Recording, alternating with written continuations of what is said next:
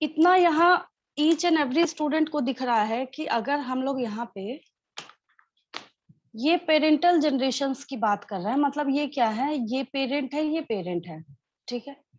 तो ये F1 generation form हो रहा है, यहाँ पे क्या हो रहा है, F1 जनरेशन फॉर्म हो रहा है, ठीक है। और F1 जनरेशन फॉर्म होने के बाद ये क्या, जो ये F1 जनरेशन फॉर्म हो रहा है, ये दिस वन, या फिर इधर चाहे हम कोई सा भी क्रॉस करें, यहाँ तो मैं परसेंटेज की बात कर रही थी ना, चाहे हम किसी भी तरीके का कोई सा भी क्रॉस करें, वहां पे रिकॉम्बिनेशन है या नहीं है। मेंडल के केस में तो खत्म ही था, ऐसा कोई ड्रामा ही नहीं था, बहुत सीधा साधा सा उनका डाई हाइब्रिड क्रॉस था, बहुत अच्छा डाई हाइब्रिड क्रॉस था, जहां पे वैसी कोई दिक्कत ही नहीं थी और वैसी कोई प्रॉब्लम थी ही नहीं, ठीक है। खैर उस पे तो बाद में बात करेंगे, उसमें मुझे इंडिपेंडेंट असॉर्टमेंट समझाना है, तो वो तो चलूंगी उस पेज पे वापस। इतना तो याद ही होगा एटलीस्ट आपको। मेंडल के केस में मेंडल ने जो डाई हाइब्रिड क्रॉस बताया था, वहां ऐसी कोई भी प्रॉब्लम नहीं थी, कोई भी कॉम्प्लिकेशंस नहीं थी जहां पे आपको कोई बात समझ नहीं आती। यहाँ देखिए, ये क्या है, F1 जनरेशन है, ये क्या है, F1 जनरेशन का मेल है, फीमेल है, इसने इधर फीमेल लिखा, इधर मेल। मैं हम हमेशा आपको बार बार बोलती हूँ, जिसको जिधर कन्वीनियंट लगता है लिखता है। मेरा हाथ जो बैठा हुआ आपने नोटिस करा होगा, हमेशा मैं इधर मेल लिखती हूँ फिर फीमेल लिखती हूँ, ठीक है। जैसे जिसको कन्वीनियंट लगे वो लिखिए, कोई दिक्कत नहीं है इसमें, ठीक है। तो यहाँ पे जो जीन्स आए हैं F2 जनरेशन में, जो बोल रही हूँ, अगर समझ नहीं आया तो मेरे से इंस्टेंटली उसी टाइम पूछ लीजिएगा। इस F2 जनरेशन में निकल के जो जीन्स आए हैं, ठीक है, तो वहां पे कुछ जीन्स जो है वो रिकॉम्बिनेशन शो करने का काम कर रहे हैं। क्या कर रहे हैं यहाँ पे, रिकॉम्बिनेशन को शो करने का काम कर रहे हैं, ठीक है। जैसे मैंने आपको एक एग्जांपल दिया था एक मूवी का, चेन्नई वर्सेस चाइना, शायद यही साउथ इंडियन में बदल के उसका नेम किया हुआ है। उसमें जैसे मान लीजिए generation after generation after generation चलता चला जा रहा है, ठीक है। जो हीरो है उसको बोला जाता है कि भाई तुम्हारी बॉडी के अंदर ऐसे जीन्स थे जो कुछ, वो नाम बोलती है एंसेस्टर में उनके पास था। तो क्या रीजन है, अब आपको यहाँ पे क्रोमोसोम दिख रहा है, शुरुआत में मैंने ये बात बोली थी तो आपको स्टोरी जैसा लग रहा होगा, ठीक है। आखिर कितना भी आप रिकॉम्बिनेशन, चाहे आप यहाँ रिकॉम्बिनेशन का परसेंटेज कम देख रहे हैं, दैट इज ओनली 1.3%, और यहाँ पे रिकॉम्बिनेशन का परसेंटेज जो है वो हम लोग क्या देख रहे हैं, ज्यादा देख रहे हैं, दैट इज 37.2%। लेकिन एक चीज को तो इग्नोर नहीं किया जा सकता ना, कि भले ही मिक्सिंग हो या फिर कुछ भी हो, यहाँ पे पेरेंटल टाइप कुछ ना कुछ तो आ ही रहा है ना, ये जनरेशन आफ्टर जनरेशन। और एक और चीज है जो मैं आपको 6 चैप्टर में जाके बोलने वाली हूँ, एक रफ वर्क करूँ, आपको बहुत अच्छे से समझ आ जाएगा। इसको हम लोग semi conservative replication of DNA बोलते हैं, ठीक है। एक थॉट ही लिखा जाता है इसके बेसिस पे, या फिर मैं इस फॉर्मेट में इसको कर देती हूँ तो आपको समझ आएगा। या फिर एक थॉट ही इसके ऊपर बेस्ड है जिसको बोला जाता है कि डीएनए इज सेमी कंजर्वेटिव। क्या बोला जाता है, डीएनए इज सेमी कंजर्वेटिव। क्यों बोला जाता है, सो सुन लीजिए, बहुत आसान है इसको करना। देखिए, कलर का यूज करके तो बच्चों को भी समझाया जाए तो उनको भी समझ आ जाता है, आपको तो आ ही जाएगा समझ में, ठीक है। थोड़ा सा ये भी आपको वहां समझने में मदद करेगा। मैंने ये एक डीएनए बनाया, क्या बनाया मैंने, ये डीएनए बनाया, ठीक है। सबको पता है ये क्या है, व्हाट इज दिस डीएनए, ठीक। तो जब पूछा जाता है कि डीएनए को सेमी कंजर्वेटिव क्यों बोलते हैं, पूछा जाता है, क्वेश्चन है आप ही के 12th क्लास का है, ठीक है। सेमी मतलब हाफ, और कंजर्वेटिव का मतलब है कि कुछ ना कुछ पुराना लेके चलना, है ना। जैसे कई बार हमने लोगों को बोलते हुए सुना है कि भाई हमारे घर में जो हमारे पेरेंट्स है बहुत कंजर्वेटिव है, मतलब दुनिया इधर की उधर बदल जाए, चेंज हो जाए, बट जो पुराने जो रीति रिवाज है वो उसको मानेंगे ही मानेंगे, उनको ढोना ही ढोना है। तो बोलते हैं कि हम लोग ऐसे इंग्लिश में एक टर्म यूज करते हैं, कहते हैं कि वो कंजर्वेटिव माइंड के हैं, बोलते हैं ना हम लोग, ऐसा सुना होगा आपने बोलते हुए, ठीक है। ये डीएनए जो है कभी भी कंप्लीट नहीं उड़ के चला जाता किसी में भी। अब हम लोग क्या करने वाले हैं, मेसेल्सन एंड स्टॉल साहब ने एक एक्सपेरिमेंट किया था, आगे जाके सब कुछ आपको सीखना है, पैनिक होने की जरूरत नहीं है। मैंने इसके दोनों स्ट्रैंड्स को अलग कर दिया और कुछ नहीं किया है, समझिएगा। रेड कलर के मैंने 2 स्ट्रैंड जो है यहाँ पे अवेलेबल आपके पास, इनको मैंने अलग कर दिया है, ठीक है। फिर आपको क्या करना है, इसके ऊपर एक दूसरा स्ट्रैंड बना देना है। नेक्स्ट जनरेशन तक जाते जाते जाते जाते जाते जाते ये क्या हो गया, यहाँ पे ये 2 स्ट्रैंड्स जो आपको यहाँ पे अवेलेबल दिखते हैं, ठीक है। अब ये स्ट्रैंड क्या बोलेगा कि मेरे पास 50% न्यू स्ट्रैंड है, मेरे पास क्या है 50% न्यू स्ट्रैंड है, और मेरे पास यहाँ पे ये 50% ओल्ड स्ट्रैंड है। ये क्या है 50% ओल्ड स्ट्रैंड है। ठीक है, बात समझ आ रही है? बहुत इजीएस्ट वे में अभी मैं दिखा देती हूँ आपको। मिसेल्सन अनस्टॉल का एक्सपेरिमेंट बिल्कुल यही है, कुछ नहीं है। 20 मिनट 40 मिनट, और जो मीडियम है वो लिखा हुआ है, सेंट्रिफिकेशन लिखा हुआ, और कुछ नहीं है। ठीक है, अब यहाँ पे भी लिख देती हूँ मैं, हो सकता है बाद में नोट्स वाइज आप लोग देखना स्टार्ट करें तो दिमाग से निकल जाए। तो ये भी दूसरे वाले केस में भी क्या है, यहाँ पे भी इस चीज की गारंटी है। ये बेचारा भी यही बोल रहा है कि मेरे पास भी 50% न्यू स्ट्रैंड है, और 50% जो है ये ओल्ड स्ट्रैंड है। ये 50% क्या है, ओल्ड स्ट्रैंड है। ठीक है, ये 50% क्या है यहाँ पे, ओल्ड स्ट्रैंड है। अब देखिए, ऐसे जब आप मिसेल्सन इंस्टॉल का एक्सपेरिमेंट देखेंगे, उन्होंने N15 N14 मतलब नाइट्रोजन का जो आइसोटोप होता है उसका इस्तेमाल करके उन्होंने एक्सपेरिमेंट किया था। बहुत अच्छा एक्सपेरिमेंट है जिसको यहाँ पे इम्प्लीमेंट किया जा सकता है समझाने के लिए और अच्छे से कॉन्सेप्ट को। एक ही कलर को यूज किया है। मैं क्या बोल रही हूँ अभी आपको समझ नहीं आएगा, कुछ देर के बाद समझ आएगा, रुक जाइए थोड़ा सा। बस अभी मैं क्या करने जा रही हूँ, ये जो आपके पास 1 2 3 4 स्टैंड है, इन चारों को मैं अलग करने जा रही हूँ, बस इतना समझ जाइए। तो अगर आपको ऐसा करना है कि पहले आपने क्या किया है, यहाँ पे ये ग्रीन है, इसका अलग कर रहे हैं पहले, ग्रीन और रेड, इस फर्स्ट वाले का ग्रीन और रेड। ठीक है, फिर इस दूसरे वाले स्टैंड का अलग कर रहे हैं। ये रहा एक ग्रीन, और ये रहा एक रेड। किसका, इसका, दूसरे वाले का। ये रहा एक रेड, राइट।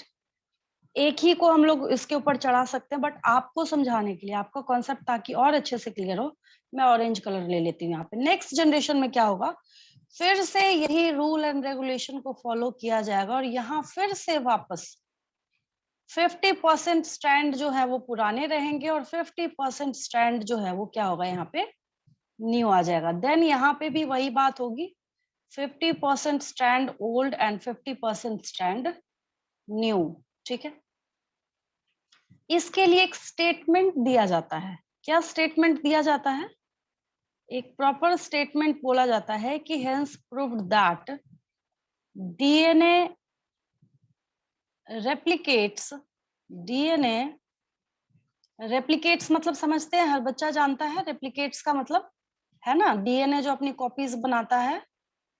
तो यहाँ पे एक स्टेटमेंट आता है, डीएनए रेप्लिकेट्स सेमी कंजर्वेटिवली। ठीक है, डीएनए कैसे रेप्लिकेट करता है, सेमी कंजर्वेटिव तरीके से डीएनए जो है वो अपने आप को रेप्लिकेट करने का काम करता है। ठीक है, अब इसके बाद मैं आपको मिसेल्सन इंस्टॉल का एक्सपेरिमेंट जो है वो मैं शो कर देती हूँ। हाँ, इसका यहाँ क्या यूज है सो समझिए। मान लीजिए कि इसमें मैं क्या करती हूँ, कहीं पे चेंज कर देती हूँ। अभी तक क्या ड्रामा चल रहा है, जो भी लिंकेज एंड रिकॉम्बिनेशन XYZ जो भी है। अब अगर क्रोमोसोम्स, डीएनए कहाँ है, तो भाई क्रोमोसोम के अंदर होगा, इसी में कुछ हिस्टोन है, मतलब हिस्टोन प्रोटीन है, नॉन हिस्टोन प्रोटीन्स है, जो भी दुनिया जहान के प्रोटीन XYZ जो भी चीजें हैं, इसी के साथ जब मिला के आप लोग एक प्रॉपर बंच तैयार कर देते हैं, एक स्पेसिफिक स्ट्रक्चर प्रोवाइड कर देते हैं, उसको हम लोग क्रोमोसोम बोल देते हैं। ठीक है, हमें पता है genes are present on chromosomes.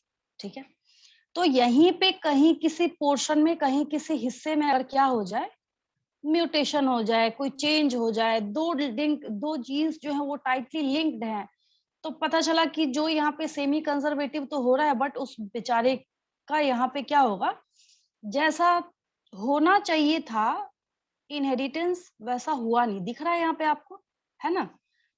तो यही काम जो है, ये सिंपल सा वर्क जो है, ये मिसेल्सन एंड स्टॉल साहब का, इसके प्रीवियस पेज पे अगर मैं कर दूं तो ज्यादा अच्छा रहेगा, ऐसा लगेगा बाद में मैंने रफ वर्क पे समझाया है। चलिए अब देखिए, ये मिसेल्सन एंड स्टॉल साहब का एक्सपेरिमेंट है, आप ही की किताब में चैप्टर 6 में दिया हुआ है। चलिए इसको आ जाने दीजिए। उन्होंने बताया था, एक क्वेश्चन आपसे पूछा जाता है कि एक्सपेरिमेंटली ये किसने प्रूफ किया था कि DNA semi conservative in nature, ठीक है, Meselson and STAHL, Meselson and Stahl experiment, ठीक है। चलिए, इसको जैसे ही आप सर्च कीजिएगा आपके सामने निकल के ये सब कुछ सामने आएगा। ये देखिए,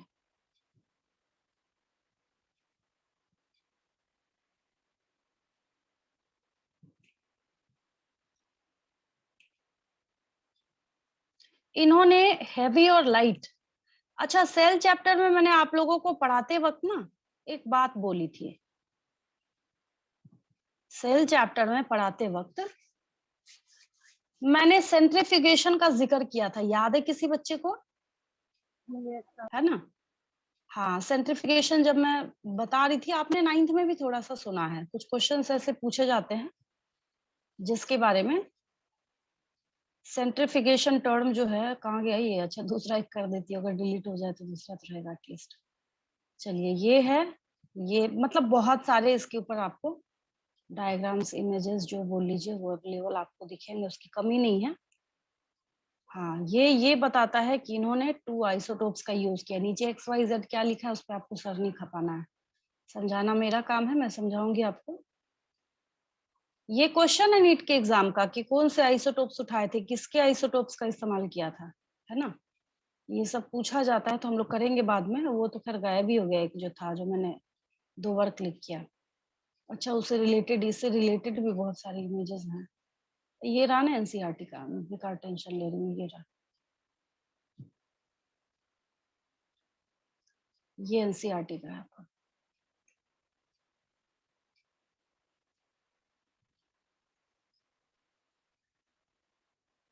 चलिए,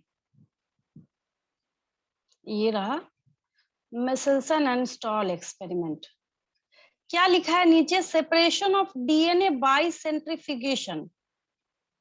क्या लिखा है? Separation of DNA by centrifugation. आप में से कोई भी स्टूडेंट मुझे बता दीजिए, केमिस्ट्री में भी आप बार बार पढ़ रहे होंगे कि क्या मतलब है सेंट्रीफ्यूगेशन का। सेंट्रीफ्यूगेशन का क्या मतलब है?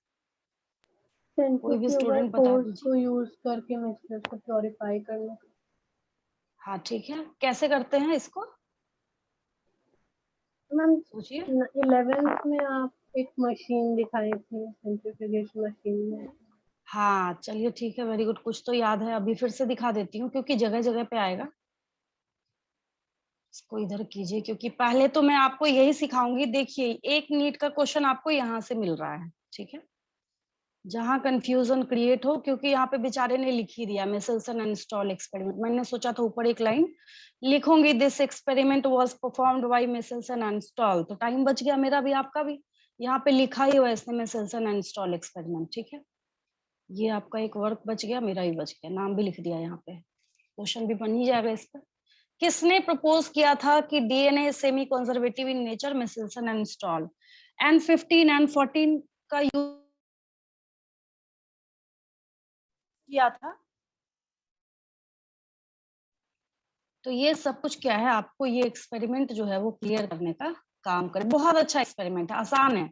अभी अभी जो मैंने आपको एक रफ वर्क समझाया है, उसके बाद तो खैर किसी बच्चे को कोई दिक्कत होगी ही नहीं, बिल्कुल क्लियर है। इन्हीं सारी चीजों को एक और ये बनाया हुआ है इसने नीचे, इसको मैं हटा देती हूँ, इसकी कोई जरूरत नहीं है। चलिए, इसी को रफ में किसी बच्चे ने, जिसने भी बनाया है, बनाया है। होता क्या है सेंट्रिफिकेशन टेक्निक में, ठीक है, केमिस्ट्री में 9th में कहाँ सुना था सेंट्रिफिकेशन? कोई भी बच्चा बताएगा मुझे, 9th में कहाँ सुना था आपने? याद कीजिए। यस मैम, डिस्टिलेशन में सब पढ़े थे चैप्टर, केमिकल एंड कम्युनिकेशन था चैप्टर। आपने पढ़ा होगा 9th क्लास में, सेंट्रिफिकेशन आपने टर्म सुना था, है ना? क्रोमेटोग्राफी था, सेंट्रिफिकेशन था, और एक एक हाँ, लाइन का हाँ। एक डिस्टिलेशन। हाँ क्वेश्चन होता था, पूछा जाता था कि जैसे मैं एग्जांपल देती हूँ आपको, जैसे पूछा जाता था कि जो डोप टेस्टिंग होती है उसमें किसका यूज करते हैं, आप लोग बोलते थे कि उसमें हम लोग क्रोमेटोग्राफी का यूज करते हैं, है ना, होता है इस तरीके से क्वेश्चन से, वन वर्ड में आपको टेक्निक लिखना होता था सामने, ठीक है। इसलिए पूछ रही हूँ ताकि आपको समझ आए कि कोई भी चीज है उसका जो फाउंडेशन है वो आपको छोटी क्लासेस से ही तैयार करके दिया जाता है, ठीक है। तो सेंट्रिफिकेशन मशीन जो है आप इसलिए पढ़ रहे थे 9th क्लास में, क्योंकि सेंट्रिफिकेशन जो मशीन है या फिर अब जो डिवाइस है उसका नाम तो चाहे तो आप सेंट्रीफ्यूग बोल लीजिए, या जहां पे आप सेंट्रीफ्यूगल फोर्स का यूज करते हैं, क्या करते हैं आप लोग, सेंट्रीफ्यूगल फोर्स का यूज करते हैं। केमिस्ट्री भी पढ़ ही लीजिए, थोड़ा सा है आपके सिलेबस में, जगह जगह पे है, तो अगर सीख जाइए तो ऐसा तो नहीं है कि डाइजेशन खराब हो जाएगा आपका, सिलेबस में ही है, तो मैं थोड़ा सा बता देती हूँ एटलीस्ट। आप लोग ब्लैंक हैं क्योंकि मेरे बायोलॉजी में भी जगह जगह पे काम आएगा, सेल चैप्टर में भी मैंने बताया था आपको, डिवाइस में यहाँ पहले लगा ही देती हूँ मैम ताकि मैं सेल को कलेक्ट करने में भी। सेल नहीं, ऐसे देखिए, जब कोई चीज पता नहीं हो ना, मेरी बायो की टीचर थी, आप लोगों ने सुना होगा इंदिरा गांधी बालिका विद्यालय बिहार झारखंड, जब बड़ा नहीं था तो स्कूल था अलग, मतलब एक स्कूल था, पता है ना आपको, यस मैम। पता है ना, तो वहीं पे मैं पढ़ी हुई हूँ, मेरी वहाँ बायो की टीचर थी। अगर कोई बच्चा गलत बोल देना तो उसको 6 पीरियड खड़ा रखती थी। क्या बोलती थी वो पता है, सही बात बोलती थी, कहती थी कि नहीं आता है तो मत बोलो, तुम गलत बोलोगे वो चीज तुमको हमेशा के लिए गलत याद रहेगी, है ना। तो यहाँ पे ऐसे नहीं, बिल्कुल किसी चीज को सीखिए, नहीं आता तो मेरे से बोलिए, नहीं मैडम नहीं समझ आया, नहीं समझ आया, एक बार नहीं समझ आया, 2 बार नहीं समझ आया, 10 बार में तो आएगा, है ना। तो नहीं आता तो घबराने की वैसे कोई जरूरत, कुछ भी नहीं बोलना है, कलेक्शन हम क्यों करेंगे सेल का, या फिर ये मशीन क्यों करके देगा आपको, है ना। यहाँ पे हम अभी और मैं इसको सिंप्लीफाई और आसान आपके लिए करने जा रही हूँ, आपको घबराने की जरूरत नहीं है।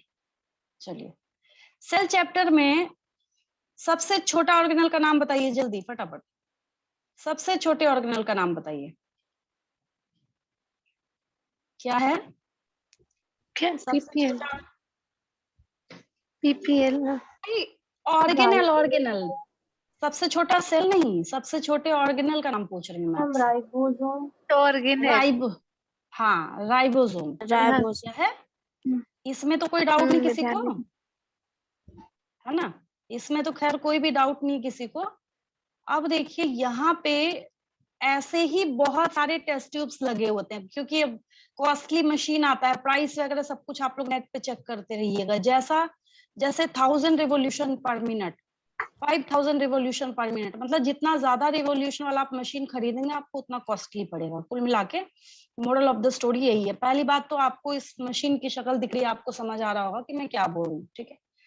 अब मैं हवा में बोलती आपको बात समझ नहीं आती, ठीक है। क्या होता है इस मशीन में, ऐसे बहुत सारे ये जो है टेस्ट ट्यूब्स लगे होते हैं, ठीक है, मतलब ये टेस्ट ट्यूब जो है, इसमें टेस्ट ट्यूब को रखने के लिए ऐसे इसके होल्डर्स लगे होते हैं। अब ऐसा क्यों है, इसके अंदर भी टेस्ट ट्यूब क्यों डाला है भाई, इतने रिवोल्यूशन से अगर ये घूमेगा तो टेस्ट ट्यूब टूटने या जो भी है उससे बचने के लिए ऐसा बना होता है, ठीक है। इसके ऊपर डिस्कशन तो करते रहिएगा आप लोग। अब और मैं अगर आसान करूं, समझिए मैंने क्या किया, आपके सामने 1 गिलास पानी रख दिया, कुछ नहीं है, सेंट्रिफिकेशन क्या करता है ये सो मैं बताती हूँ आपको। आपके सामने मैंने क्या किया है, 1 ग्लास वाटर रख दिया है, क्या किया है मैंने यहाँ पे आपके सामने 1 ग्लास वाटर रखने का काम किया, पानी रख दिया है मैंने 1 गिलास यहाँ पे, ठीक है। क्या क्या है इस पानी में सो सुनिए, मैंने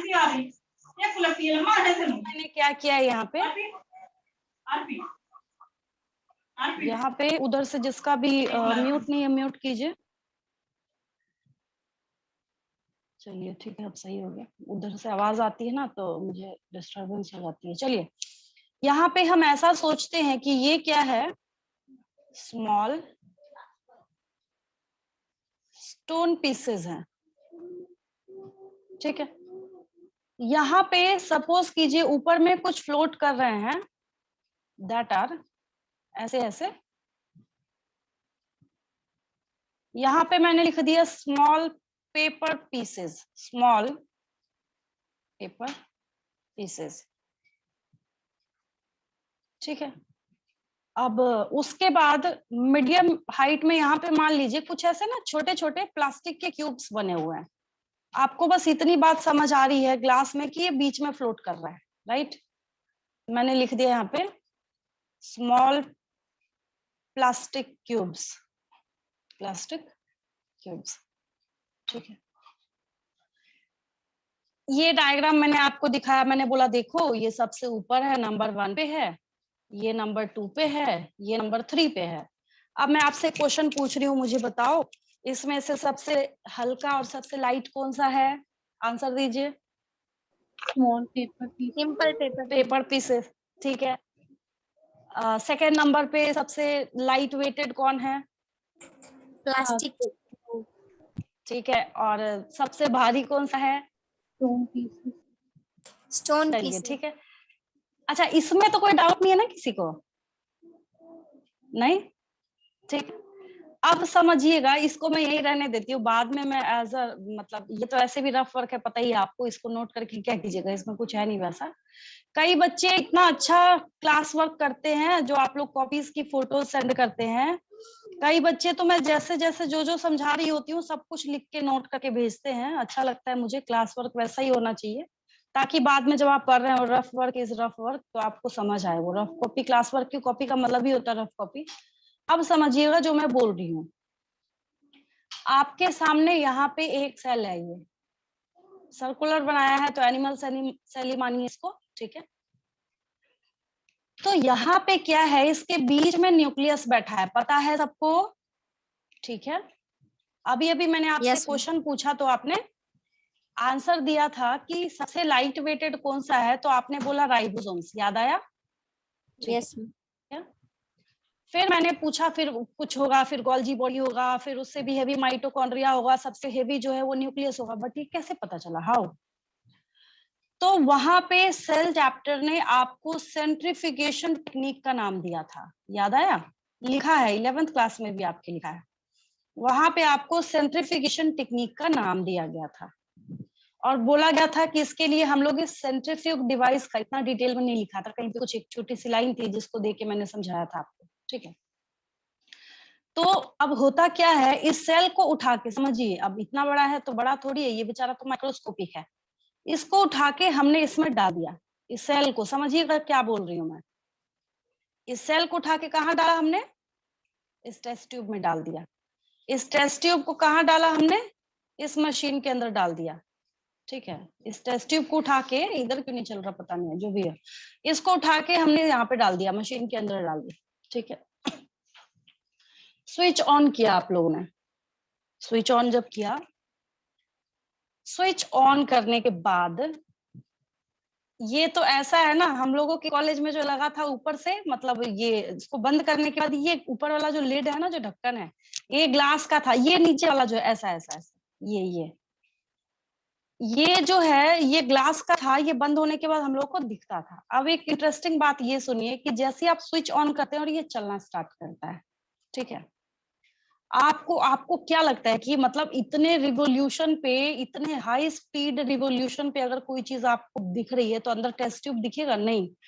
ये जब चलता है ना, इसको जैसे स्विच ऑन करने के साथ आप इसको चलाना स्टार्ट करते हैं, आपको इस जो भी वेसल पॉट जो भी है इसका ना बॉटम दिख रहा होता है, ये बीच के टेस्ट ट्यूब वगैरह कुछ आपको दिखाई नहीं देते हैं, ठीक है। हुआ क्या, उतना ज्यादा रिवोल्यूशन देने के बाद इस सेल को तो तहस नहस कर दिया आपने, बेचारा टूटेगा या नहीं टूटेगा? इतना टकराने के बाद, इतना रिवोल्यूशन देने पर टूटेगा ना, है ना? यस टूटने के बाद क्या हुआ, जैसे कैसे हम लोग बोलते हैं दूध का दूध पानी का पानी होना, टूटने के बाद क्या होगा, राइबोसोम ऊपर आ जाएगा। राइबोसोम क्या होगा, यहाँ पे ऊपर आ जाएगा, ठीक है। राइबोसोम ऊपर जाने के बाद यहाँ पे नीचे जो है, यहाँ पे बेस पे न्यूक्लियस बैठा होगा। नीचे क्या बैठा होगा, यहाँ पे न्यूक्लियस बैठा होगा, यहाँ पे नीचे क्या होगा, न्यूक्लियस बैठा होगा, ठीक है। तो ये जो टेक्निक है दैट इज सेंट्रिफिकेशन टेक्निक, यही हम लोग इस्तेमाल करेंगे। आकांक्षा, आपने आंसर दिया था कि सेल को कलेक्ट करने के लिए यूज करेंगे, किसने बोला था? जिस भी बच्चे ने बोला Yes, था, कोई ma'am. दिक्कत नहीं। हाँ, तो अब समझ आया किसके लिए यूज करते हैं। और Yes. क्यों मैं बार बार केमिस्ट्री का जिक्र कर रही हूँ, क्योंकि केमिस्ट्री में मान लीजिए आपके पास एक फ्लूइड है और फ्लूइड में बहुत सारे कंपोनेंट्स हैं, जिसको आपको क्या करना है, उसके साइज के बेसिस पे अलग करना है। तो उसके साइज के बेसिस पे अलग करने के लिए आप लोग क्या करेंगे, वहां पे इस सेंट्रीफिकेशन डिवाइस का यूज करते हैं। ठीक है, तो वहां पे भी आएगा, तो अब आप थोड़ा रिलैक्स रहिएगा। 2 in 1 कॉन्सेप्ट था, तो मैंने आपको बता दिया यहाँ पे। ठीक है, अब आपको आसान लग रहा होगा। चलिए, अब मैं यहाँ से आगे आपको बताना जो है वो स्टार्ट करती हूँ। देखिए, इसके बाद इसके आगे जब आप देखना स्टार्ट करेंगे तो ये कैसे क्लियर होता है, लिख देती हूँ मैं एक लाइन एटलीस्ट यहाँ पे लिख देती हूँ केमिस्ट्री के पॉइंट ऑफ व्यू से। वहां भी आप कोई नोट वर्क समझ के और नोट वर्क करके लिख, क्वेश्चन तो खैर मैं दे ही दूंगी। कॉन्सेप्ट कॉन्सेप्ट होता है, किसी सब्जेक्ट का कॉपीराइटेड नहीं होता है। एक बार डिबेट हुआ था ना, काफी सालों पहले, बीच में तो खैर थम गया है, काफी इयर्स बैक एक डिबेट स्टार्ट हुआ था, जहां पे कुछ बच्चों ने बोला कि नीट के एग्जाम से फिजिक्स के पेपर को निकाल देना चाहिए। याद है आप लोगों को? किसी बच्चे को याद है? Yes ma'am. है ना, बोला था कि हम लोगों को ना फिजिक्स का यूज नहीं है, केमिस्ट्री बायो रखा जाए, फिजिक्स हटा दिया जाए। Yes ma'am. कैसे फिजिक्स हटा देगा? फिजिक्स हटा देगा तो फिर सेंट्रीफ्यूगल फोर्स कहाँ से, समझिएगा आप, बात समझ रहे हैं? तो कुछ होते हैं Yes, ma'am. बेवकूफ बच्चे, ये मल्टी डिसिप्लिनरी साइंस है ना? क्या मतलब होता है, एक ब्रांच जो है वो सब एक साथ इंटीग्रेटेड। छोटी क्लासेस में बच्चे थोड़ी ना साइंस अलग अलग करके पढ़ते हैं। खैर चलिए, बातें बहुत हो गई, अब मैं फटाफट, समझ तो आ गया होगा आपको बहुत अच्छे से, इसमें तो नो डाउट। अब मैं फटाफट यहाँ पे लिख देती हूँ। देखिए, a centrifuge a centrifuge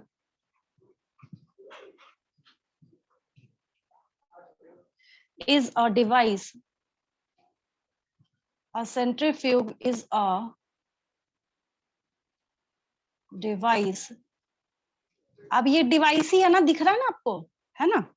मैंने Yes, बोला था ma'am. कि जैसी वो फोटो लगी होगी आपको कोई दिक्कत नहीं होगी उसको समझने में। ठीक है, तो ये क्या है, एक डिवाइस है that uses 1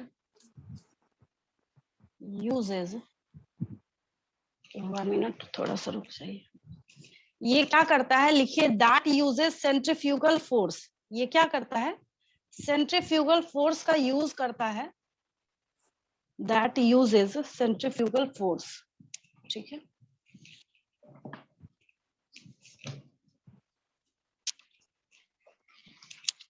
चलिए मैं लिख देती हूँ, दैट यूजेस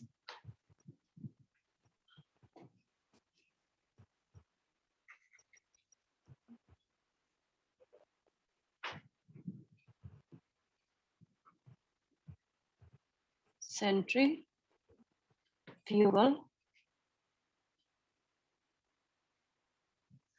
फोर्स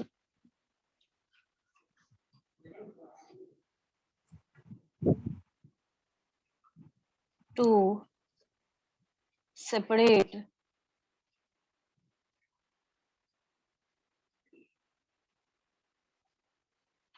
किस चीज को सेपरेट करने के लिए, various components, to separate various components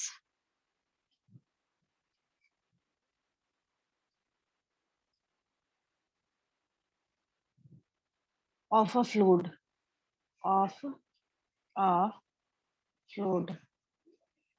उम्मीद करती हूँ 6 चैप्टर में मेरी मेहनत बच जाएगी, है ना? चलिए नेक्स्ट पॉइंट लिख लीजिए।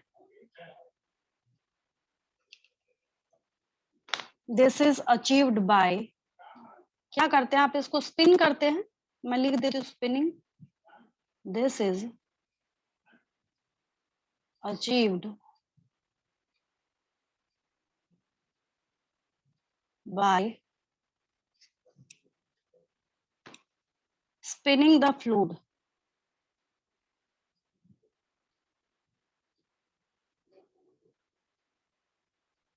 by spinning the fluid at high speed, बहुत हाई स्पीड देते हैं इसको आप, at high speed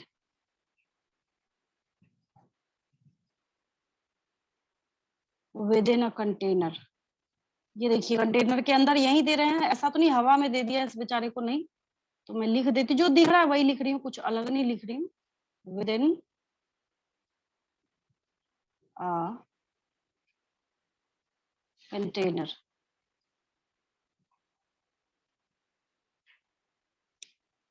ठीक है, thereby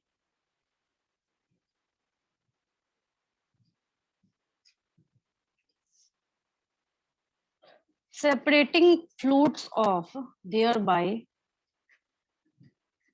separating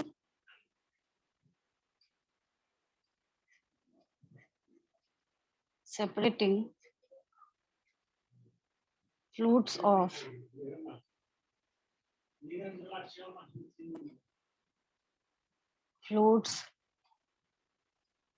different densities, of different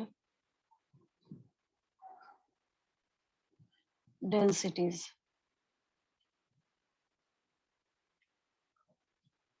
अब ये जो डेंसिटी है ना, यहाँ पे ये कीवर्ड है इसका। सेंट्रीफ्यूगेशन जो मशीन है ये कैसे अलग करता है, आपसे क्वेश्चन पूछा जाएगा, वॉल्यूम के आधार पे अलग करता है। केमिस्ट्री के नीट के एग्जाम में आपसे पूछा जाएगा, वॉल्यूम के अकॉर्डिंग इसको अलग करता है, डेंसिटी के अकॉर्डिंग अलग करता है, थिकनेस के अकॉर्डिंग अलग करता है। तो कैसे अलग करता है ये, डेंसिटी के अकॉर्डिंग इसको अलग करने का काम करता है। देखता है जिसकी हाई डेंसिटी है वो नीचे बैठा होगा, जिसकी डेंसिटी कम है वो ऊपर बैठा होगा। आसान हो गया अब आप लोगों के लिए, है ना। डिफरेंट डेंसिटी को ये क्या करता है, अलग करने का काम करता है, ठीक है। और हाँ, इसको मिल्क इंडस्ट्री में क्यों यूज करते हैं पता है आपको, क्या लगता है? अभी जैसे घर में हमारी मदर करती है, क्रीम निकाला, कितना टाइम लगता है, कितना मतलब लेंथी वर्क है ना, देखा होगा आप लोगों ने। तो यहाँ पे इसको डेयरी इंडस्ट्री में भी यूज किया जाता है। एग्जाम्पल में बहुत कॉमन सा लिख देती हूँ, तभी इसको 9th 9th में भी पूछा जाता है। अगर आपको मिल्क में से क्रीम अलग करना हो इंडस्ट्रियल स्केल पे, तो किस मशीन का, वहां लार्ज स्केल पे होता है, ये तो बायोटेक्नोलॉजी लैब का है, ठीक है, वो लार्ज स्केल पे होता है। क्रीम फ्रॉम, देखिए कितना साधारण एग्जांपल दे दिया, अब आपको दिक्कत नहीं आएगी।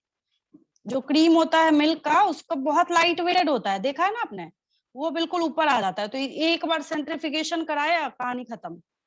और लिक्विड, और ये चल ही नहीं रहा, काम करेगा नहीं करेगा, चलिए दूसरा पेज तो आ गया। और सबसे अच्छा काम क्या करना है, मतलब सबसे अच्छा लिख लीजिए कि ये कुछ सॉलिड्स को लिक्विड में से अलग करने का काम करता है। और लिक्विड्स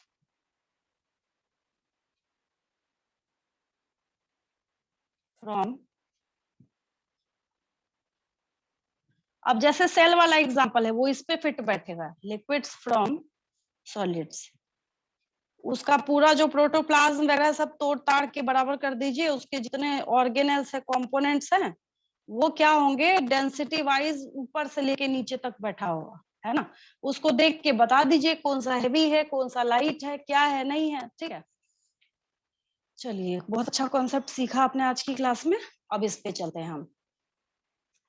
अब मुझे आपको बताने की कोई जरूरत नहीं है, और अब आप बिल्कुल भी पैनिक नहीं होंगे जब आपको मैं ये बताऊं कि यहाँ पे N15 वाला जो है लिखा होगा, एनसीईआरटी किताब ने लिखा है कि प्लीज नोट दैट यहाँ पे ये जो आइसोटोप्स है इसमें किसी रेडियो एक्टिविटी का यूज नहीं किया जा रहा है। रेडियो एक्टिविटी का मतलब है किसी रेडियो एक्टिव एलिमेंट को आप जबरदस्ती इनकॉर्पोरेट कराइए उसको देखने के लिए, ठीक है। अब उस पे जाऊंगी तो फिर पूरा केमिस्ट्री पढ़ाने लगूंगी मैं, तो अब थोड़ा सा हम लोग इस पे आते हैं, ठीक है। चलिए आगे देखिए। तो यहाँ पे क्या है, ये रेड वाला N15 है, ठीक है।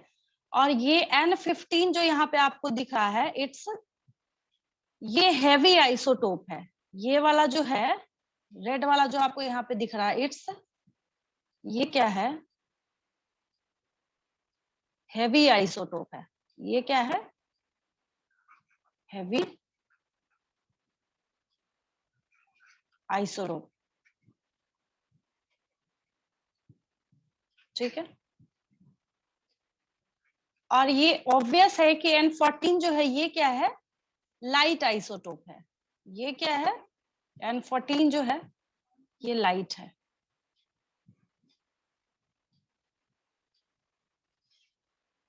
तो ये हेवी आइसोटोप है, ये लाइट आइसोटोप है। आइसोटोप बताने की जरूरत तो नहीं है, जिसका एटॉमिक नंबर सेम हो बट मास डिफर कर रहा है। तो एटॉमिक नंबर कितना है नाइट्रोजन का? नाइट्रोजन का एटॉमिक नंबर कितना है? 8 नाइट्रोजन का एटॉमिक नंबर 7 कितना है? 7 हाँ 7 है, 7 ठीक है। हाँ, तो यहाँ पे इसके क्या है, आपको 2 आइसोटोप्स देखने को मिल रहे हैं, N15 एंड N14। तो अब ऐसा तो नहीं है कि ये इसका एटॉमिक नंबर है, इट्स एटॉमिक मास। तो क्लियर है कि ये आइसोटोप ही है, ठीक है।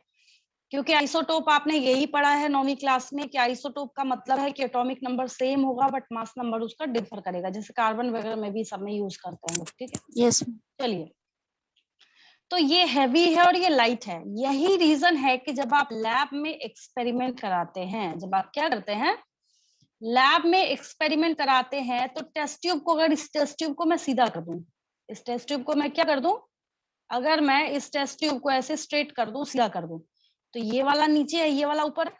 बात समझ रहे हैं? ये वाला जो है ये नीचे है और ये ऊपर है। ऊपर है इसका मतलब ये है कि ये लाइट आइसोटोप है, ये हेवी आइसोटोप है। नाउ क्वेश्चन इज दैट इसका ड्रामा क्यों किया? मिसेल्सन एंड स्टॉल साहब ने कोई कम दाम नहीं था क्या इनके पास, है ना?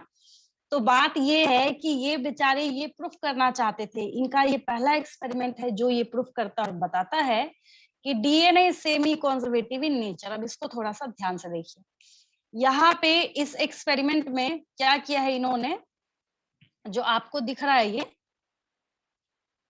यहाँ पे देखिए, ये एक जो स्ट्रैंड है ये रेड कलर वाला, this one and this one, ठीक है।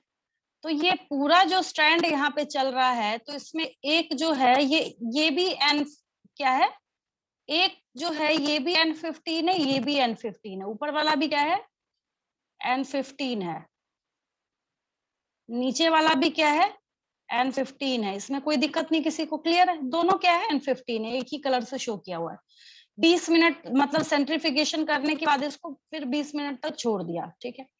20 मिनट तक छोड़, देखिए लिखा है यहाँ पे separation of DNA by centrification, ठीक है।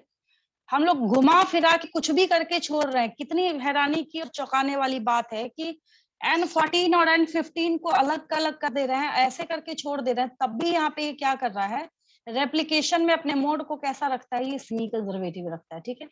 मतलब 50% ओल्ड स्ट्रैंड होगा, 50% न्यू स्ट्रैंड होगा। यहाँ पे भी आपको क्या देखने को मिल रहा है, 50% ओल्ड स्ट्रैंड होगा और 50% क्या है, न्यू स्ट्रैंड होगा। देखिए इसमें क्या है, जो मैं आपको बार बार बोल रही थी कि मैं भले ही यहाँ पे आपको नेक्स्ट वाले जनरेशन में दूसरे कलर का यूज कर दे रही हूँ, जैसे ये मैंने यूज किया, यहाँ पे सब पे ऑरेंज चढ़ा दिया, तो क्योंकि इन्होंने 2 ही आइसोटोप लिया था, तो तीसरा कलर का यूज करना तो गलत हो जाएगा।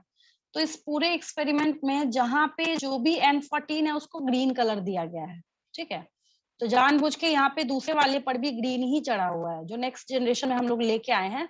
जैसे एज फॉर एग्जाम्पल अगर मैं ऐसा कर दूं, येलो है पता चलेगा इसके ऊपर, ठीक है। अगर मैं ऐसा कर दूं, जैसे जनरेशन 1 तो खैर बहुत आसान है, क्रिस्टल क्लियर है, यहाँ पे कोई दिक्कत नहीं है, ठीक है। जैसे हम लोग इसमें बात करते हैं, एक तो खैर ग्रीन है ही है, और एक ये देखिए क्या हो गया, इसके ऊपर आके नया चढ़ गया नेक्स्ट जनरेशन में N14।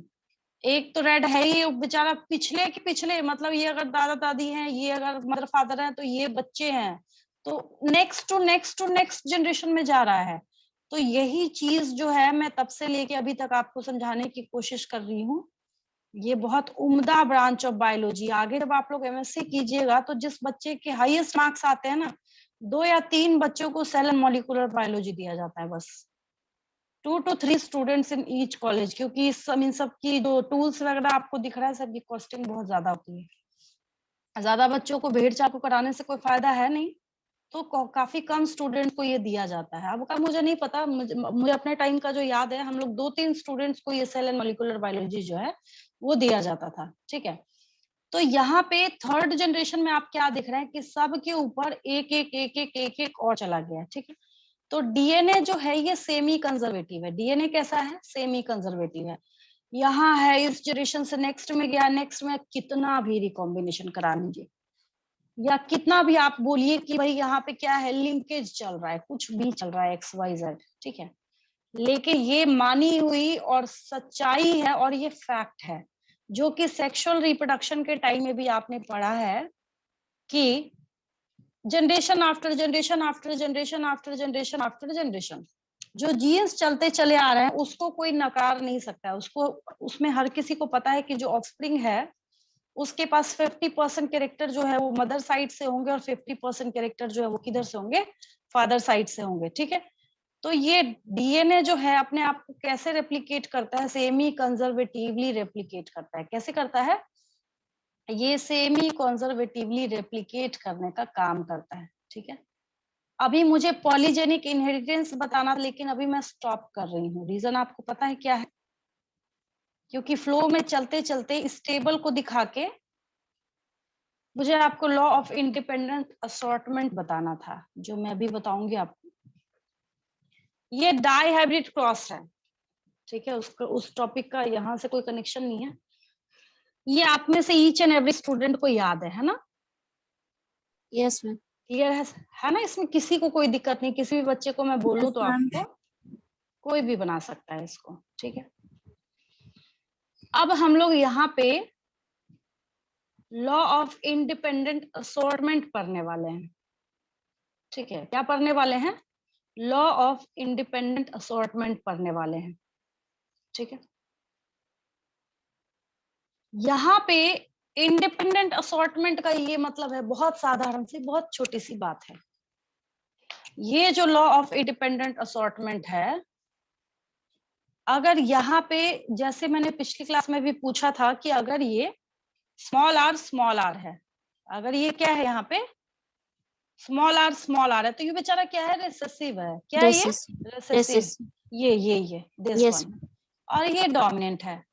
ये रिसेसिव वाला इस डोमिनेंट को कभी नहीं बोलेगा कि मेरी मर्जी के अकॉर्डिंग तुम अपने आप को ढाल लो या तुम मेरी मर्जी के अकॉर्डिंग काम करो। ये बोलेगा भाई तुम अपने रास्ते चलो, मैं अपने रास्ते।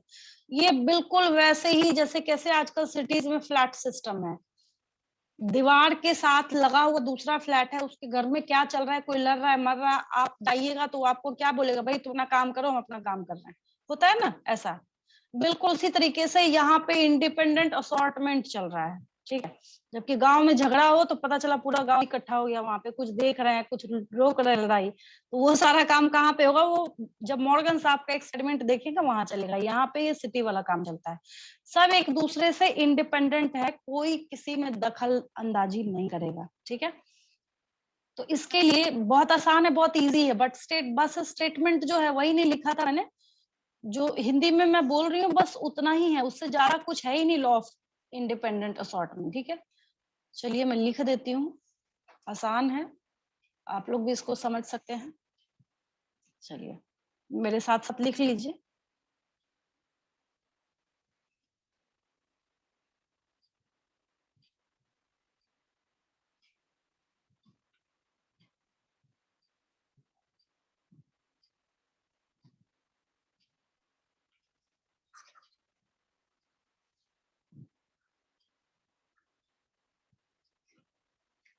Law of independent assortment.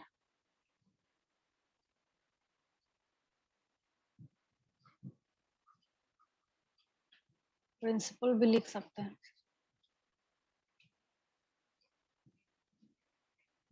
Principal मतलब सिद्धांत, तो खैर यही चलेगा। The principle of independent independent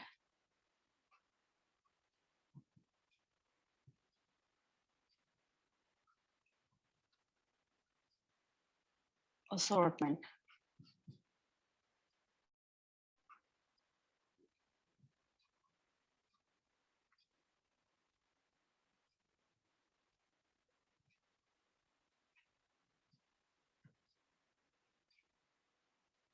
ठीक है, बहुत आसान है। चलिए लिखते हैं इसमें। क्या लिखना है इसमें? लिखना ये है, this principle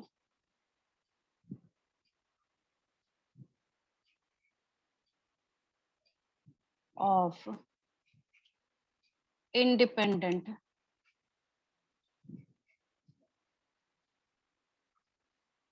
assortment, this principle of independent assortment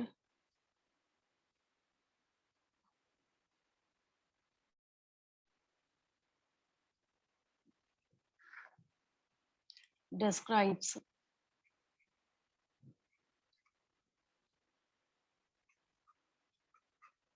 how different genes, how different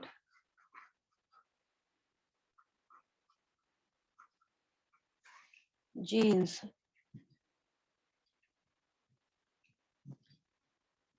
independently separate. यही सब इंडिपेंडेंट इंडिपेंडेंट लिखते जाना है, कहानी खत्म। इंडिपेंडेंटली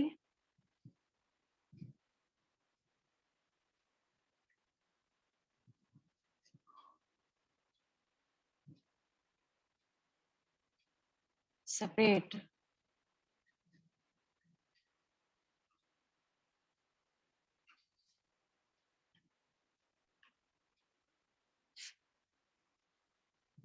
यहाँ पे रनिंग में ये जो है DENT independently separate from one another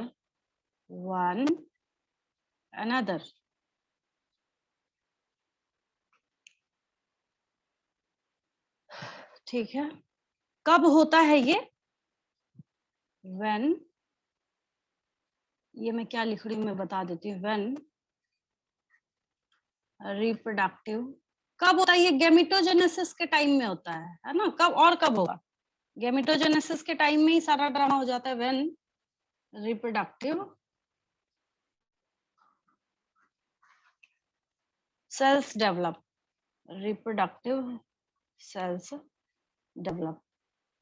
आप लोग समझने के लिए इसके विदिन ब्रैकेट क्या डाल सकते हैं यहाँ पे? गैमेटोजेनेसिस,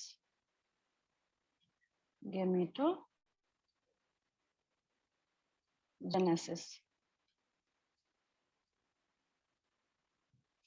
चलिए आगे बढ़ते हैं। यहाँ पे नेक्स्ट लिखिए, इंडिपेंडेंट असॉर्टमेंट ऑफ जीन्स। इंडिपेंडेंट assortment of genes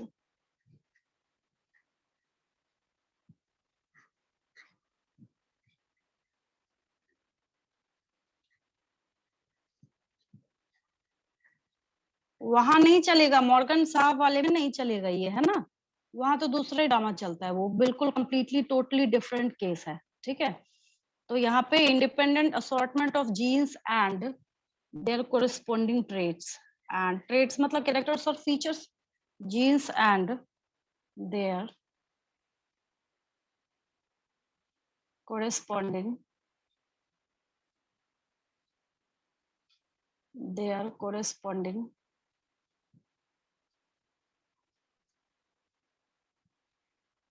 traits was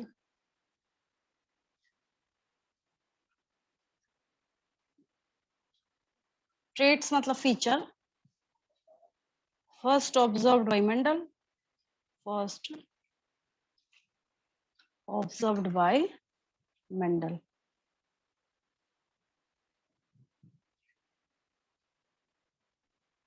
चलिए क्वेश्चन तो ये भी हो जाएगा, किसने प्रपोज किया था? First observed by Gregor George Mendel, Gregor Mendel. सिर्फ मेंडल भी लिख सकते हैं। नंबर नहीं कटेगा वहां पे भी आपका। इन 1865। अब किस किस को लग रहा है आप में से कि फर्स्ट अटेम्प्ट में निकल जाएगा नीट? आप किस किस को लग रहा है ऑनेस्टली बोलिएगा उधर से। मैम हम इसके बाद में ma'am. लग रहा है निकल जाएगा फर्स्ट अटेम्प्ट में? जब क्वेश्चंस देखते हैं सैंपल पेपर तो लगता है आसान अब पढ़ाने के बाद, है Yes. ना? हाँ, वैसा कुछ नहीं है, हवा नहीं बनाना है किसी चीज को। ऐसा थोड़ी कोई एलियन आके उसमें कंप्लीट करता है, आप ही के जैसे बच्चे ही होते हैं। यस 1065 मैम, पर लोग केमिस्ट्री। लोग सुपर 30 और सुपर 20 बनाते हैं। मैं जितने बच्चों को जहां से उठाऊं, गांव से उठाऊं, 2 नंबर वाला उठाऊं, 0 नंबर वाला उठाऊं, 40 हो, 30 हो, 25 हो, वही सुपर 25 40 जो भी है सो बन जाता है। टीचर के पढ़ाने पे डिपेंड करता है। एंट्रेंस लेके और 30 40 20 बच्चे पहले ही आपने क्रीम छाट लिए, वो तो वैसे भी सिलेक्ट होंगे, होंगे या नहीं होंगे, है ना? Yes. भाई टीचर में तब बात है जब आप 0 से हीरो बनाओ बच्चे को। नहीं आता कुछ, उसको पकड़ के फिर आप बोलो कि हाँ ये बच्चा कैसे नहीं करेगा। 1865 during his studies of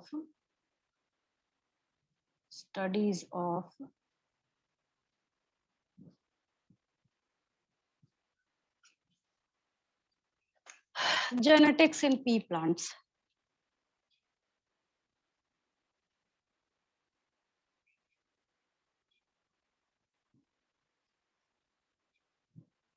In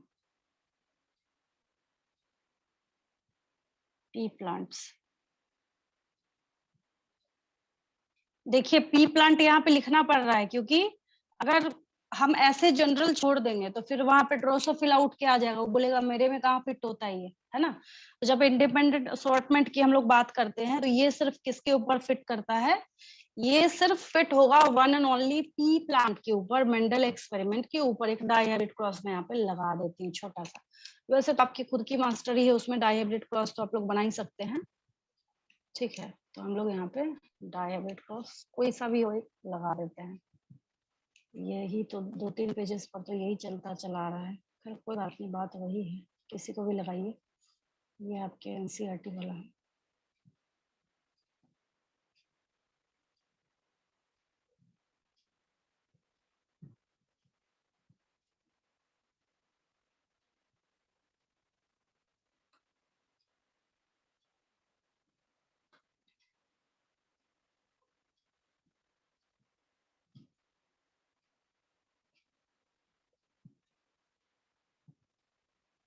ठीक है, ये है। यहाँ पे एक ट्रेट जो है वो बिल्कुल भी दूसरे से कोई मतलब नहीं रख रहा है ना? वो दूसरे से बिल्कुल भी इंडिपेंडेंट है, अपनी मर्जी से काम करता है, उसको कोई मतलब नहीं है किसी से। बोलेगा भाई, जैसे ये मान लीजिए यहाँ पे येलो के साथ, या फिर ये दोनों तो एक जैसा ही है, इसी की बात करते हैं।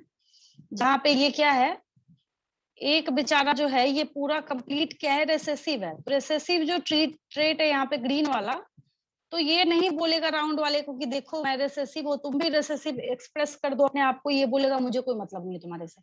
मतलब कंप्लीटली इंडिपेंडेंटली दोनों अपना अपना काम कर रहे हैं, इसमें से किसी को भी किसी से कोई भी मतलब नहीं है, ठीक है? अगर आपको और आसान लिखना है इसको, अगर आपको और भी आसान लिखना है, इन सब का और करके अगर मैं लिख दूं यहाँ पे मैं कई बार होता है कि बच्चे बोलते नहीं मैडम ये हमें ना थोड़ा टफ लग रहा है, होता है कई बैचेस में ऐसा होता है। तो यहाँ पे अगर हम लोग इस पूरे का यहाँ पे और लिख दें बड़ा सा, ये और क्या करना है, छोड़िए ना, अच्छा नहीं लगेगा और लिखने पे। मैं ऐसे ही लिख देती हूँ, यहाँ पे आप समझ जाइएगा कि मैं उसका और ही लिख रही हूँ, ठीक है? देखिए एक लाइन और लिख सकते हैं, साधारण भाषा में है। कुल मिला के मोरल ऑफ द स्टोरी ये है कि the law of independent the law of independent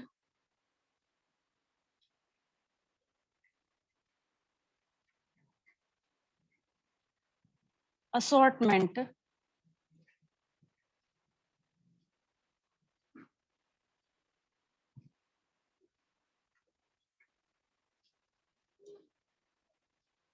states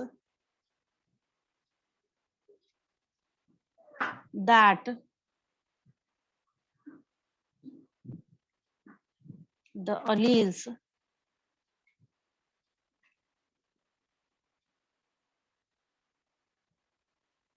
of different genes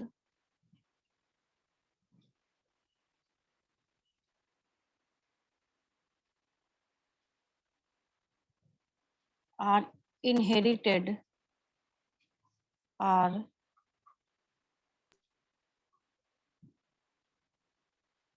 inherited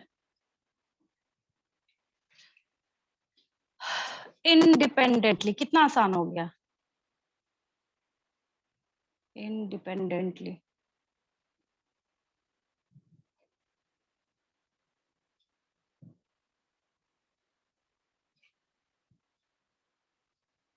within the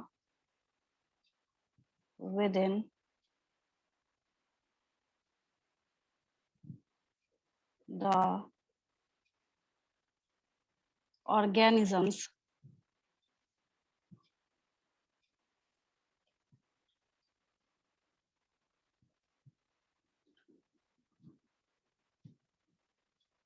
within the organisms.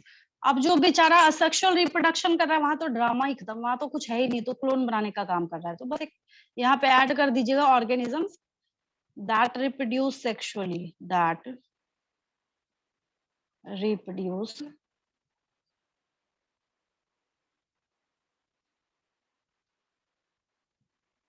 sexually.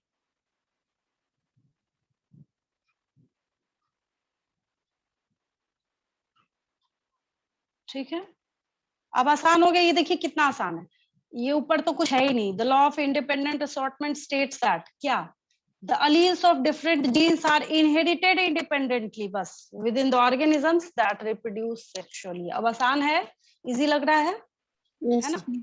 अब हाँ, अब इजी हो गया आप लोगों के लिए, कुछ है नहीं इसमें. चलिए, एक ये रह रहा था, मैम ये भी था आपका, बनाना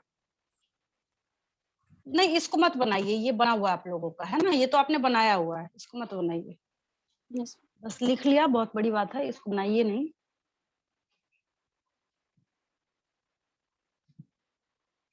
ताकि आपको याद आए जब कभी भी आप ये पीडीएफ देखें फ्यूचर में, तो आपको याद आ जाए कि अच्छा मतलब ये इसके ऊपर फॉलो होता है, इसलिए मैंने लगा दिया यहाँ पे.